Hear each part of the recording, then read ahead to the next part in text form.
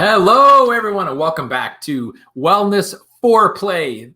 We are Dr. Dondi and Marcy Nettles. We are your hosts today. We are coming to you live, and we love this because every episode we talk about 4 questions in a certain health topic, which is why it's called Wellness Foreplay. For the people that are hearing about it, and maybe you have a dirty mind, it's about educating you, not stimulating you. Well, other than stimulating your mental capacity. We definitely want you to be in the mood for optimizing your wellness. And that's what this podcast is all about. It's all about providing you with the knowledge, right, that you need to take action towards your optimal wellness. So I'm a former police detective. And I'm a former family wellness chiropractor. And so we've just kind of put our backgrounds together to be able to do the investigations, to come up with this information for you. So we're super excited because today is actually episode number 26.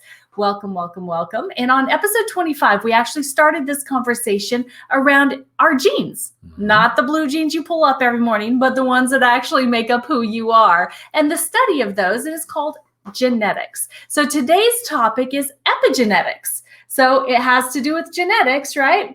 But it's a whole new twist, and it's something that you can actually take control of and have some choice in. So we, like Dondi said, we always have one topic, and we choose 4 questions that we're going to answer during the episode. And so today, we're really excited about this. Let me get over here so I can have all the cool stuff going across that we normally have going across here.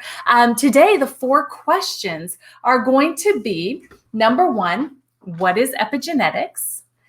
Number 2, why is understanding it important?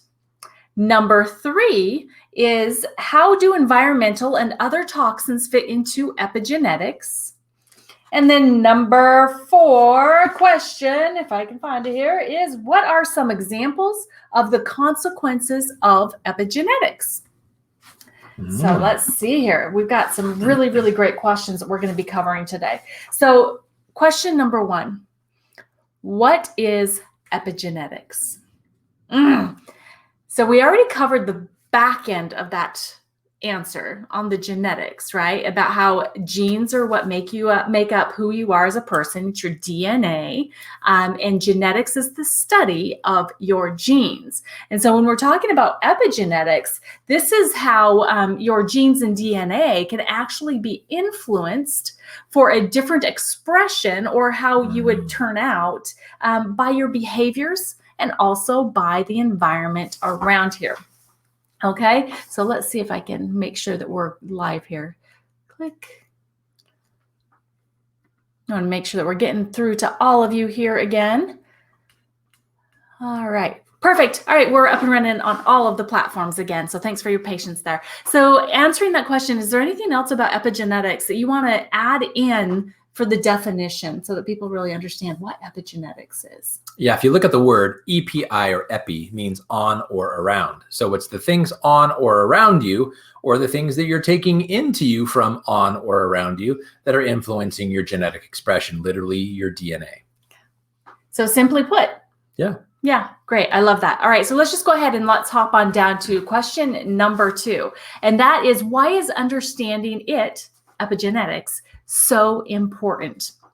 Well, I think it comes down to, awareness is power. Awareness is empowering. And it's also understanding that you and the choices that you make really can impact positively or negatively how your life is going to turn out on a physical outlook, right? I mean, it's so important to be educated and to have that awareness, knowing that where you live, who you associate with, the air you breathe, and even the water you drink, even the thoughts that you think, the habits you have, can influence the way that your genes express themselves. Absolutely. So good. Such good stuff. So any other understanding? That's good. You did good. Okay, good. So let's move to the next ones that Dondi's going to have some really amazing input on here. It's, how do environmental and other toxins fit into epigenetics? That's... It's all about exposure. Exposure as in the guy with the jacket? No, not that guy at all. No. But we are going to kind of do that for you, though. We want to shock you a little bit. We want you to understand that you have choices, and what you expose yourself to has an effect on your health and your wellness. That brought back a horrible memory. I'm sorry. Go ahead, share it now. Yeah, Since you brought it up. I grew up in Sunnyvale, California, and I was probably either a freshman or a sophomore in high school in the library studying, and guy walking by in a trench coat, just exposing himself to everybody. Didn't matter what sex you were. He was letting you know what was underneath that trench coat. And it's a visual I'll never forget and an experience I'll never forget. But watching him get arrested was quite satisfying. But yes. Okay, so that just brought up a memory for me. And we're going to, okay, so guys, these memories could be. This is a tangent to the epigenetics episode. Well, it's interesting though, because that had an effect on you. Yeah, it did. It affected you in an emotional state, and in affecting your emotional state, it can actually affect your health responses, the way your body responds. It definitely affected my stress hormones, which had an epigenetic effect on me for sure. So maybe I guess it's relevant. Maybe that guy, he had something going on to where he was he not had all some there mentally. Yeah. So now would I feel bad for the guy? So knowing that I was a police detective, guy, I was also a patrol person for a good portion of my career. And one of the calls that I got called on that had to do with exposing was a guy that was actually standing in front of a mirrored window. Okay. Didn't really, I don't know that he was all there in his awareness of what was going on behind that glass, or where the mirror where he could see himself, but he was not exactly doing things that were appropriate for being outside and being on the other side of an actual window, not a mirror. There's people on the other side of the window, right? And so these people on the other side of the window were being or having experiences that were a little bit shocking, that were not welcomed, that was like, what do we do? And so feeling like they were out of control, other than calling 911 and having me come and handle this guy, right? Not literally handle him, but take him to jail. You walked yourself into that one. I did. But we're kind of letting you know that every single day you are being exposed to things that, as part of the epigenetic environment around you, it's affecting the way your body reacts. And when your body reacts to stresses, or when it is even imposed upon, your body is imposed upon by environmental factors, it can create problems. So I'm going to share a few of the things that could be, and more than likely are, at one point or another in your life, affecting your genetics. So one is groundwater. So groundwater is susceptible to pollutants like road salt, toxic substances from mining sites, and even used motor oil may seep into the groundwater. Well, and think about it. The groundwater is in the soil, and the soil is what we grow vegetables from. And so it also gets into our food, right? Yes, it does. So it's even possible for untreated waste from septic tanks and toxic chemicals from underground storage tanks and leaky landfills to contaminate groundwater. Guys, a lot of the times we shower with that kind of stuff. And like I said, your food's grown using groundwater as the watering of the up and coming plants, right? So that's all part of what's influencing you as a person. How about the air that we breathe? Whether it comes from your car's exhaust pipe, dirty smokestacks, or forest fire, air pollution can be deadly and cause extremely negative gene expression. Bad stuff on your body. And then screen time. You want to talk about screen time? No, go ahead. You're on a roll. I'm on a roll. I've been doing a lot of research this morning, and it's part of what we do on a regular basis anyway, being aware of what's affecting our genome. Remember, the genome is what all of your genes together make up, is your genome. And so when we talk about screen time, even this that you're watching us on now, or potentially what you're listening to us on, it emits things called blue lights and EMFs. So frequencies that can negatively affect your mind, your body, how your moods come across. All kinds of different things are affected because of the devices that we have so much time in front of. So those are all things that can potentially be in the environment and be toxic to you as an individual, right? Absolutely. So on top of that, your mindset. Are you a positive person, a negative person? Do you have habits that can be leading towards a negative expression of your showing up? Are you showing up big or are you not, right? So when we're talking about those kinds of things, it does kind of move us into the consequences, right, of epigenetics. And before we move on to that, is there anything else that you can think of off the top of your mind, things that we've talked about so far that's stimulating any other things in the environment or that could be coming from inside of us that could be affecting our genome? Yeah, and I want to talk about them in question 4 when we get into the consequences, because I want to introduce the topic and then talk about the consequences of the topic rather than keep them separate. I think it's easier to digest. Perfect. So question number 4, getting into this one, is what are some examples of the consequences, negative or positive, of epigenetics? Got some big ones. Okay, so we already talked about water and we talked about air. And so let's talk about the consequences of what is happening inside of us when you're drinking or eating food that was grown with the water, or how about what's in the air that you're breathing. So the immediate effects of drinking polluted water can include contraction of cholera, typhoid fever, and dysentery, no fun, while the long-term effects include serious damage to the kidney, liver, bone, and brain, okay? So your bones, your brain, your kidneys, all of that can be affected by pollution or toxins that are in the water that you can be exposed to.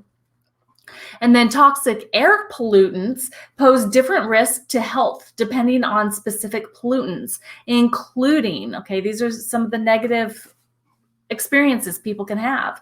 Cancer, including lung, kidney, and bone cancer, and even stomach cancer. How about harm to the nervous system and brain? Birth defects, irritation to eyes, nose, and throat, coughing and wheezing. How about impaired lung function? Guys, we got to be taking care of our lungs. Harm to the cardiovascular system, and even reduced fertility. Ay. Crazy, right? Yeah, that's all stuff. And that's all from the air that we're breathing. Now, I have a question for you. Can you stop breathing? No, you can't. not for very long. Yeah.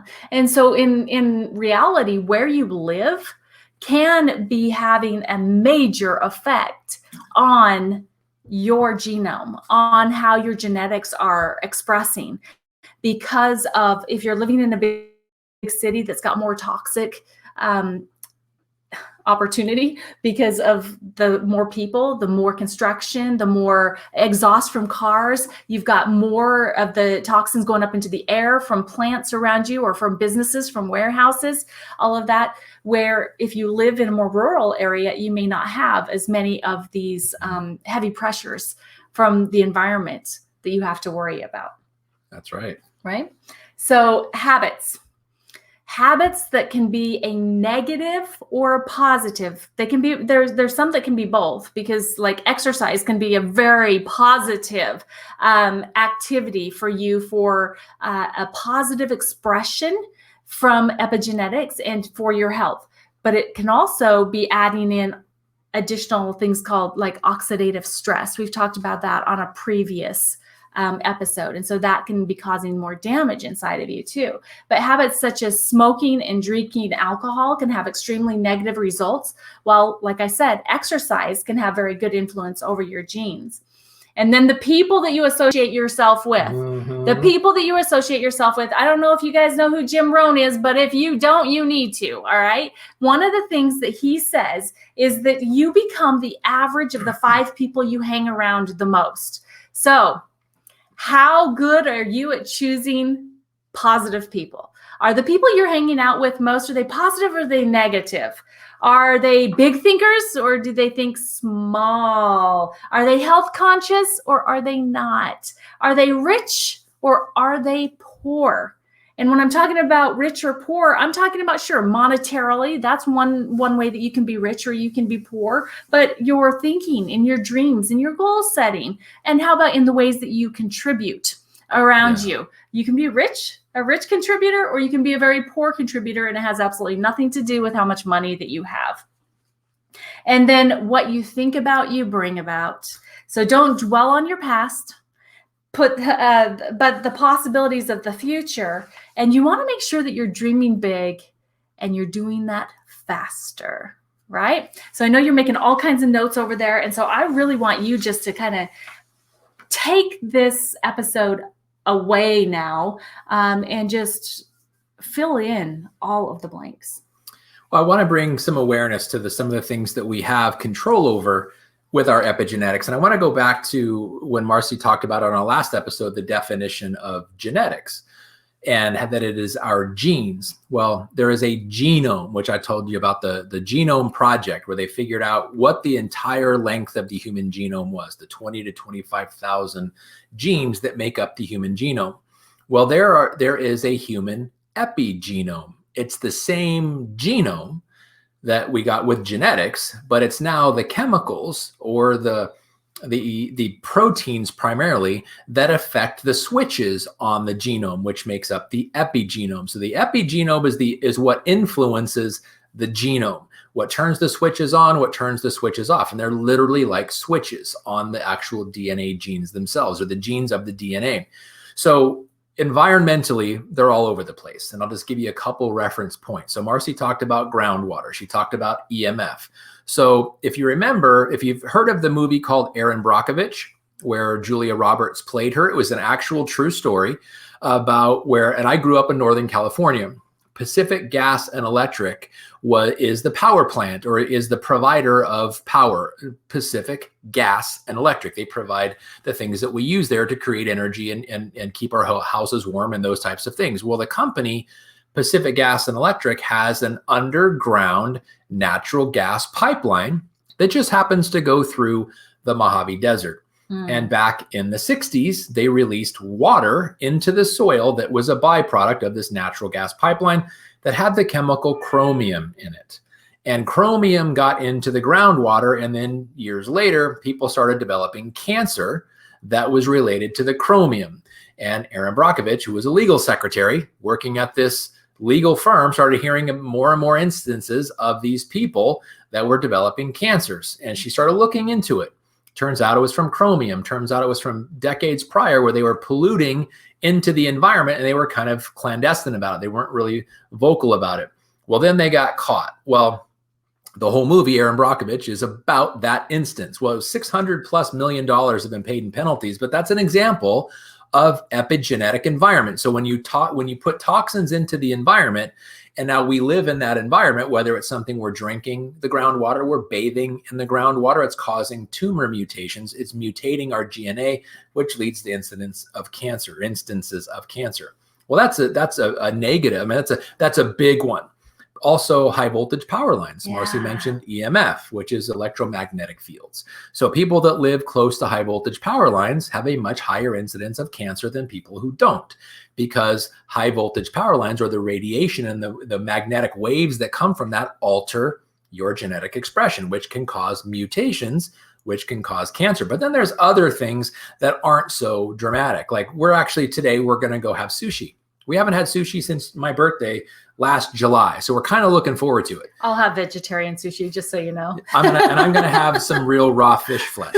I love sushi, but it's not something we do all the time, but we love it. But the point of it is, it's why when you go into, for those of you who've never had sushi before and you're curious about it, if you walk into a sushi restaurant and you smell fish, walk out and don't ever think about eating there again. You should never smell fish when you walk into a sushi restaurant, but it happens occasionally when there's bacteria like salmonella. Okay. Think of salmonella coming from salmon. If you eat raw fish that has salmonella on it, which is a bacteria, take it into your body, it can have an epigenetic effect on you called stomach cramping, vomiting, diarrhea, all kinds of things. It had a negative effect on you. Now, we've heard in the news where something like E. coli bacteria can get into spinach because they use fertilizers in the fields to fertilize spinach, and then the E. coli wasn't washed properly off of the spinach. People make salads out of the spinach and they actually die. So vomiting and diarrhea from salmonella fish is it's a problem, but it's not as big of a problem as death is, which can come from another bacteria like E. coli. It's very serious. So those are epigenetic things that happen from the environment that actually affect us and cause us to either have symptoms or in the case of E. coli, not breathe anymore and actually die. So those are a couple different examples, but there's others too. So for example, the environmental load of plastics. Yes. So plastics which that can literally last for hundreds and hundreds of years in nature. They make their way into the ocean. Fish come along, birds come along, and they eat the plastic. And there's been case after case after case, tragically, where the stomachs of these animals are so filled with plastic that there's no room for them to even put food in there anymore. And they're dying of starvation because of the epigenetic effect of plastics in our environment. And that's just from consuming it. And there's the chemicals that come from it. You didn't even mention, you didn't mention right now, but a couple episodes ago, we talked about something called BII. Yeah, guys. Breast implant illness. Why don't you talk about that? So sometimes when we think that we're improving our appearance or we want to alter something about us, we'll have something called plastic surgery, right? And I did that, over 21 years ago when I got breast implants. And I chose saline because those were the ones that were safe, right? They're the ones that we were told that, yeah, you can absolutely improve your appearance and your the way that you feel about yourself with these implants, and it's perfectly safe. Well, come to find out that the shell of the saline implant is actually made from silicone that's got 37 different toxic ingredients, okay? And so that's been leaking out inside my body. And what kind of effect do you think that has had on my human genome? Not positive, I can tell you that for sure. Hence the reason they're coming out in less than 27 days. Cannot wait for that. But guys, sometimes we make choices that we think is going to better our lives, but there's always a side effect to altering our bodies, okay? And when you're talking about plastics too, I also wanted to mention, guys, drinking water out of a plastic bottle is not a good idea. Heating things up in a microwave, especially if you're cooking food in there, it's putting stuff into your food that's not good for you. Yeah, it's altering if you're heating it in a plastic container, you're now releasing the toxins from the plastic into your food that you're putting into your body. And so there are so many different things we want you to be aware of about epigenetics and what you're doing to yourself unknowingly. And maybe sometimes, and just the convenience of it, you're happy with, you're fine. But we're just telling you there is going to be consequences to the things we choose to do. What else you got for us? Some other things I want to talk about. So if you guys understand, or if you've ever heard of Bulletproof, the brand of products Bulletproof from Dave Asprey, he started off with Bulletproof coffee. Getting a source of coffee that did not have something called mycotoxins. Mycotoxins is basically molds and fungus. And in the process of storing the coffee beans, turning the coffee beans from coffee beans into ground coffee, which you filter water through and makes a beverage out of it, the storing process can actually allow molds and fungus to develop. Well, that's called a mycotoxin. And if you bring it in, whether they grind it up in the coffee and you're drinking it every day, it starts to get a cumulative load. So sometimes the epigenetic load of something might be small, unless it's something you do every single day. And then that load can build and build and build and build.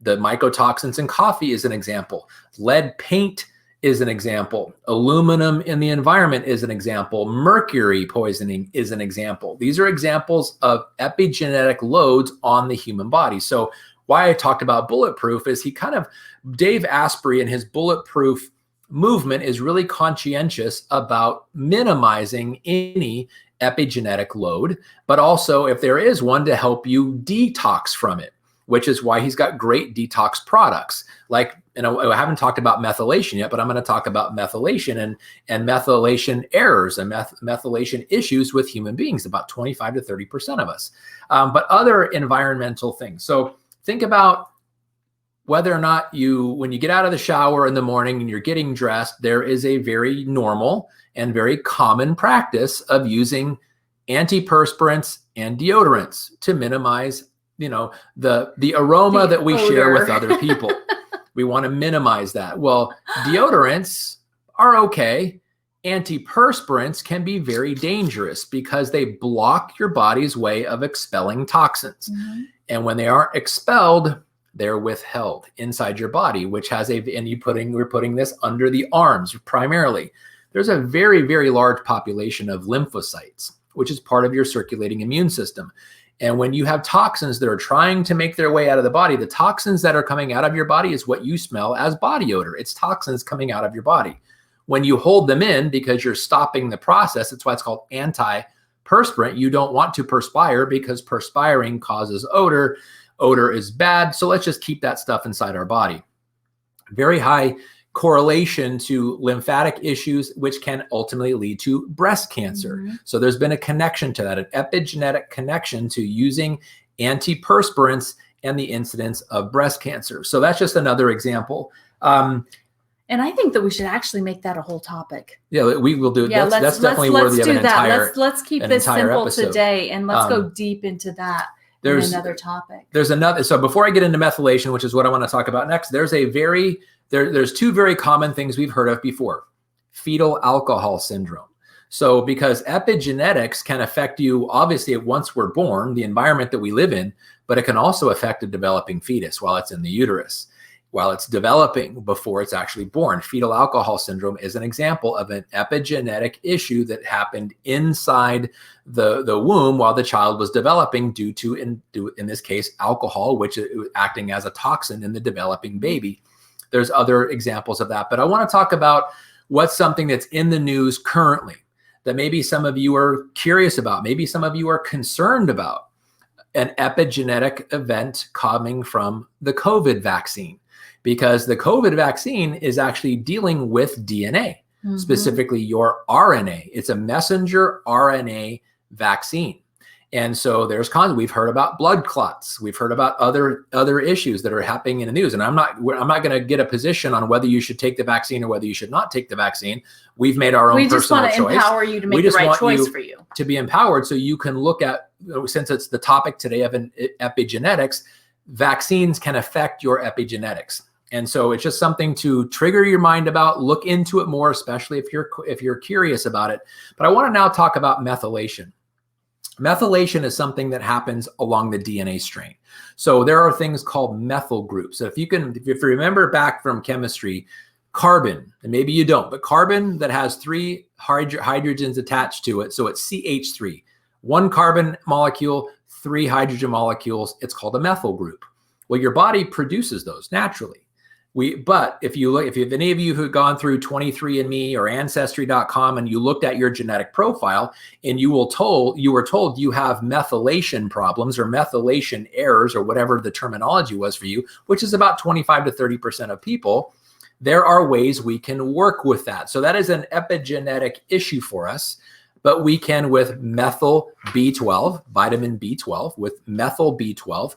There's other types of vitamins we can take, methylfolate, which actually have methyl groups in them. So if your body has not enough, because you can have too much methyl groups or not enough methyl groups, and it could have a direct epigenetic impact on you. So why are we even talking about this? Well, methyl groups come into play with things like stress. Do any of us have stress? Or how about hormones? Sorry about alarms. That. My alarm going off. Yes. So a distraction right there. But that's a perfect analogy because when you have environmental issues or epigenetic issues, it's a distraction to normal function of your body. Mm-hmm. So things like stress hormones or stress in general, immune function or neurotransmitters or let's see, I wrote a list here. Energy. So we all have ATP, the cellular energy, but what about DNA repair? Because right now your DNA is replicating itself. It can sometimes have errors or gaps or mutation, which require repair. your body very astutely uses methyl groups for that. So I'll just give you a very simplistic example. So let's say you have enough or you need energy and your mitochondria is making plenty of it. You've got ATP you've got stores of it. You've got ATP to spare. So what will happen is the methyl group, that CH3, will go to the side of the switch on your DNA that is producing ATP and attach it there, which is called a methyl tag. And it will stop the production of ATP because you have enough. Or certain hormones. Let's say you're a guy, you're a teenager, you're feeling kind of virile, you've got testosterone. Your body will say, you know what, we've got enough today, and put a methyl tag on the area of the switch of your DNA that produces testosterone and shut it off. That's how methyl groups are supposed to work. They're literally switches that turn things on and turn things off. But you can also have too much methyl groups. You can have too much methylation happening in your body, leading to things like anxiety or stress or insomnia. You can't sleep, or you got to go do stuff. You're kind of ADD kind of situation.